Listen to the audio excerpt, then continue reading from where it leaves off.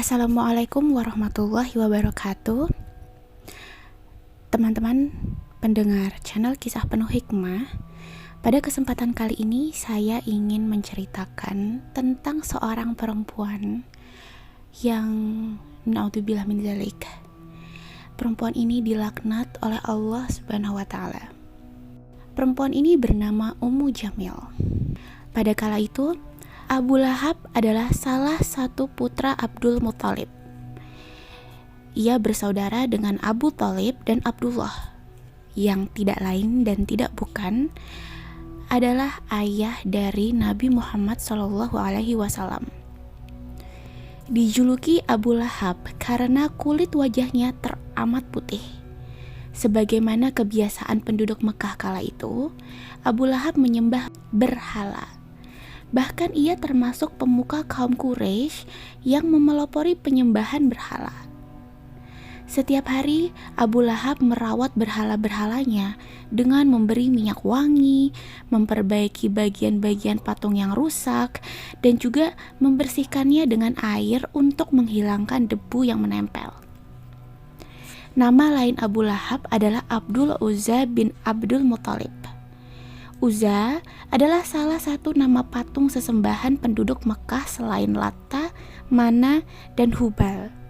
Selain menyembah berhala, Abu Lahab memiliki kebiasaan buruk yaitu minum minuman keras. Wataknya yang keras sering menjadi penyebab perkelahiannya dengan orang lain. Semua adat buruk zaman jahiliyah menjadi kebiasaan Abu Lahab. Suatu hari, Abu Lahab mendapat kabar gembira dari budaknya yang bernama Suwaibah. Suwaibah mengatakan jika Aminah telah melahirkan seorang bayi laki-laki yang tampan. Bayi yang dimaksud oleh Suwaibah tentunya adalah Nabi Muhammad SAW. Alangkah gembiranya hati Abu Lahab atas kelahiran keponakannya. Mulai sekarang engkau bebas, Suwaibah. Aku membebaskanmu, kata Abu Lahab. Ia membebaskan budaknya sebagai ungkapan sukacita atas kelahiran Nabi Muhammad SAW. Abu Lahab menikah dengan seorang wanita yang sangat cantik, yaitu Ummu Jamil. Dari pernikahannya itu, lahirlah dua anak laki-laki yang bernama Utbah dan Mu'tab. Keduanya tumbuh menjadi dua pemuda tampan dan terpandang di kalangan Quraisy. Nabi Muhammad SAW sendiri telah tumbuh dewasa dan menikah dengan Khadijah.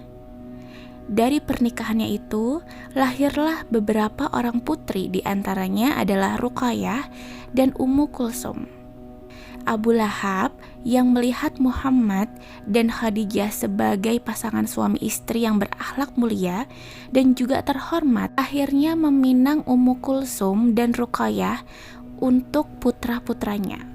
Muhammad menerimanya sehingga hubungan kekerabatan Abu Lahab dan beliau semakin dekat. Setelah menerima wahyu kerasulan, Nabi Muhammad SAW mengundang para kerabatnya yang sejumlah 45 orang, termasuk Abu Lahab. Sebagaimana diketahui, dalam diri Ummu Jamil tersimpan hati yang keras, tabiat yang jahat, dan lisan yang tajam menyakitkan. Selang 3 tahun setelah Nabi Muhammad SAW diutus menjadi Rasul, Allah Subhanahu wa Ta'ala memerintahkan beliau membuka dan memperlihatkan segala yang tersembunyi dalam diri istri Abu Lahab tersebut. Dalam surat Asy-Syura ayat 214 hingga 216. Dan berilah peringatan kepada kerabat-kerabatmu yang terdekat, dan rendahkanlah dirimu terhadap orang-orang yang mengikutimu, yaitu orang-orang yang beriman.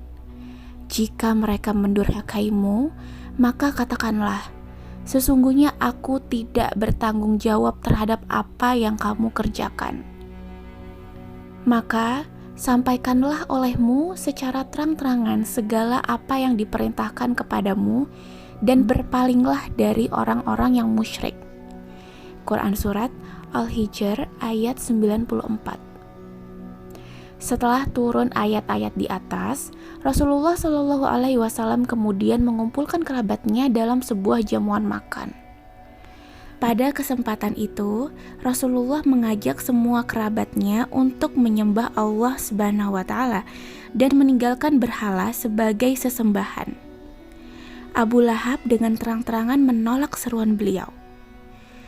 Ia sangat marah karena menganggap Nabi Muhammad SAW telah merusak ajaran leluhur mereka.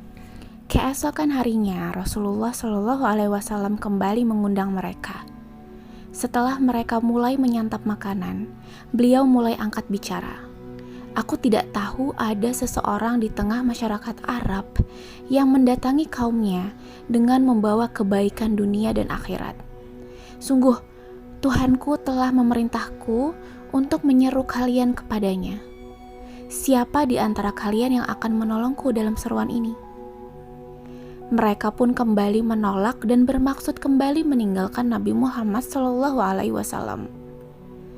Namun sebelum mereka bubar, Ali bin Abi Thalib yang saat itu masih anak-anak dan belum baligh bangkit. Ali pun buka suara, "Wahai Rasul, aku akan menolongmu. Aku akan memerangi orang-orang yang memerangimu." Mendengar jawaban itu, orang-orang Bani Hashim pun tersenyum. Bahkan, sebagian ada yang tertawa lepas.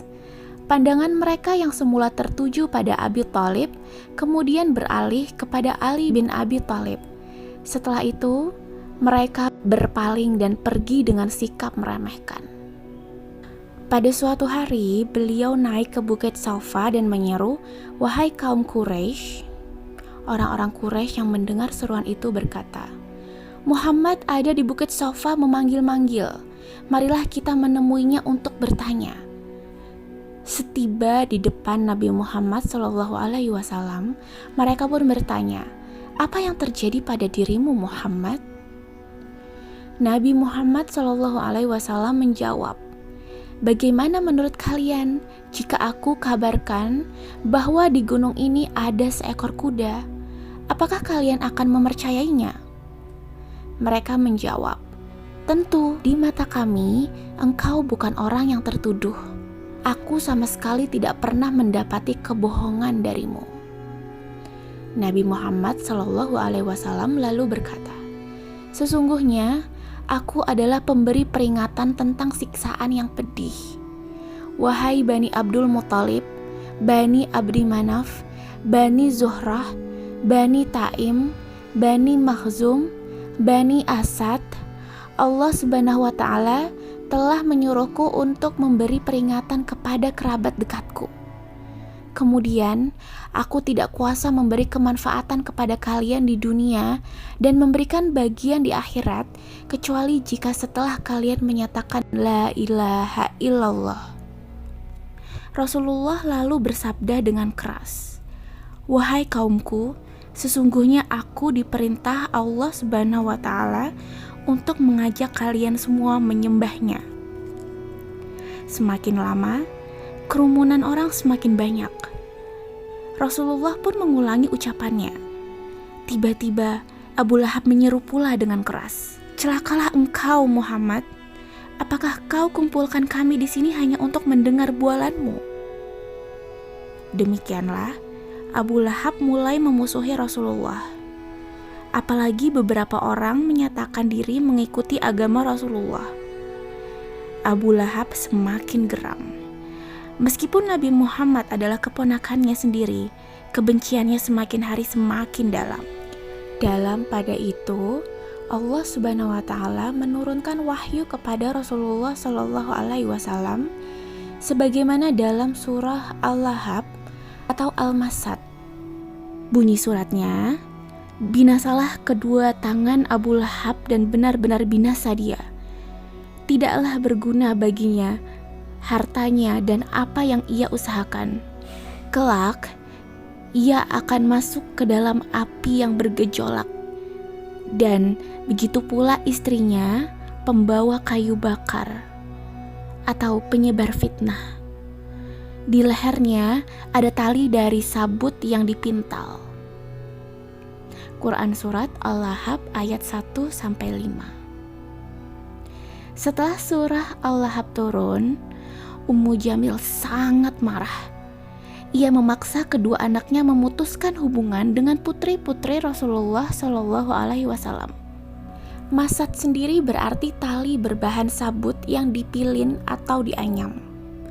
Ada pula yang berpendapat masat adalah tali yang akan dibelitkan di leher Ummu Jamil di neraka Jahanam. Layaknya tali sabut, tali itu bersifat kasar. Belum lagi panasnya neraka dan besi.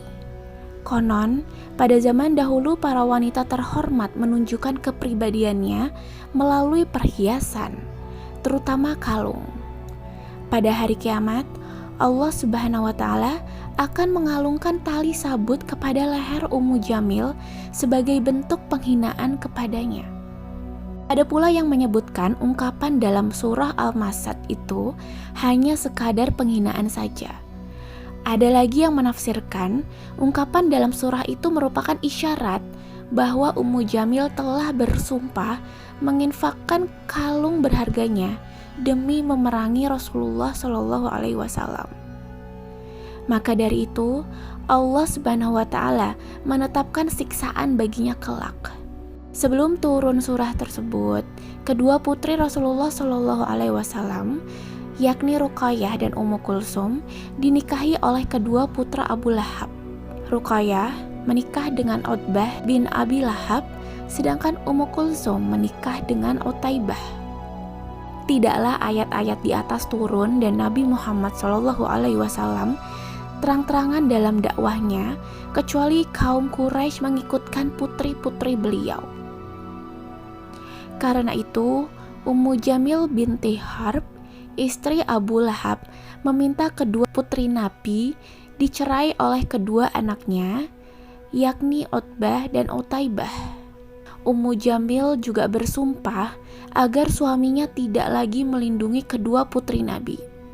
Atas dasar desakan sang istri, Abu Lahab pun meminta kedua putranya menceraikan dua putri Nabi yang tidak berdosa. Kala itu ia berkata, "Kepalaku atas kepala kalian adalah haram jika kalian tidak mencerai putri Muhammad." Saking besarnya dendam Ummu Jamil, ia pernah menebar duri di jalan yang akan dilalui Rasulullah Shallallahu Alaihi Wasallam. Terlebih ketika wanita pendendam itu mendengar ayat yang turun tentang dirinya dan suaminya, kemarahan dan kedengkiannya kian menjadi-jadi. Bahkan, suatu ketika ia sempat menunjukkan kedengkian itu saat Rasulullah Shallallahu Alaihi Wasallam tengah duduk di masjid dekat Ka'bah bersama Abu Bakar. Tangannya penuh dengan batu. Namun, saat ia tiba di hadapan keduanya, Allah segera membutakan penglihatannya sehingga hanya Abu Bakar yang terlihat olehnya. Sedangkan Rasulullah sama sekali tidak terlihat olehnya. Akhirnya, Ummu Jamil bertanya, "Hai Abu Bakar, di manakah kawanmu itu? Aku mendapat kabar bahwa dia akan menyerangku. Demi Allah, jika aku mendapatinya, aku akan melempar mulutnya dengan batu ini." Lalu, Ummu Jamil pun pergi. Setelah Ummu Jamil pergi, Abu Bakar bertanya kepada Rasulullah Shallallahu Alaihi Wasallam, "Wahai Rasul, apakah ia melihatmu?" Beliau menjawab, "Dia tidak melihatku karena penglihatannya dibutakan oleh Allah Subhanahu wa Ta'ala." Kedengkian Abu Lahab dan Ummu Jamil kepada Rasulullah, keluarganya, dan agamanya terus berlanjut. Kali ini Ummu Jamil menggunakan sihirnya untuk memblokade kaum muslimin di perbukitan Mekah. Sewaktu rombongan mereka hendak keluar dari Mekah dan seorang dari mereka hendak ke pasar membeli makanan keluarganya, Abu Lahab sang musuh Allah itu segera menyampaikan kepada para pedagang, "Wahai para pedagang, mahalkanlah barang-barang kalian untuk kawan-kawan Muhammad, sehingga mereka tidak mampu membelinya. Kalian pun tahu jika permintaanku tak terpenuhi, aku tidak bisa menjamin kecuali kerugian atas kalian." Para pedagang pasar pun turut atas perintah Abu Lahab. Mereka menaikkan harga barang beberapa kali lipat sehingga Laki-laki muslim warga Bani Hashim terpaksa kembali kepada anak-anaknya dengan tangan kosong dan membiarkan mereka meringis menahan lapar. Tidak ada sedikit makanan pun di tangan mereka yang bisa dimakan. Berkat perintah Abu Lahab itu, para penjual barang di pasar pun meraih keuntungan besar atas makanan dan pakaian yang mereka jual. Di lain pihak, kaum muslimin dan warga Bani Hashim dilanda kelaparan dan kesulitan pakaian. Rupanya, kedengkian Ummu Jamil kepada kaum muslimin tidak pernah padam. Suatu hari, ia kembali keluar untuk mengumpulkan duri dengan tujuan untuk ditabur di jalan yang biasa dilalui oleh Rasulullah saat beliau keluar. Namun, belum juga kedua kakinya sampai ke tempat menabur duri, Ummu Jamil terjatuh dan tubuhnya terpelanting ke belakang. Di sanalah ia menghadapi sakaratul maut dan dijemput ajalnya dalam keadaan rugi dunia dan akhirat. Pada hari kiamat, ia diancam akan dimasukkan ke siksa api neraka yang menyala-nyala. Demikian kisah dari keluarga Abu Lahab, khususnya ialah istri Abu Lahab, Arwa alias Ummu Jamil. Dari kisah ini, kita dapat mengambil pelajaran bahwa dalam kehidupan sehari-hari, kita bisa saja mengalami gesekan dengan orang lain. Tidak baik menurutkan amarah maupun rasa dengki di dalam hati. Segala penyakit hati yang tidak segera kita berantas akan mengantar pada hilangnya kedamaian di hidup. Semoga kisah ini dapat memberikan manfaat bagi kita semua. Mohon maaf jika masih terdapat banyak salah dalam hal penyampaian. Sampai berjumpa pada kisah berikutnya. Wassalamualaikum warahmatullahi wabarakatuh.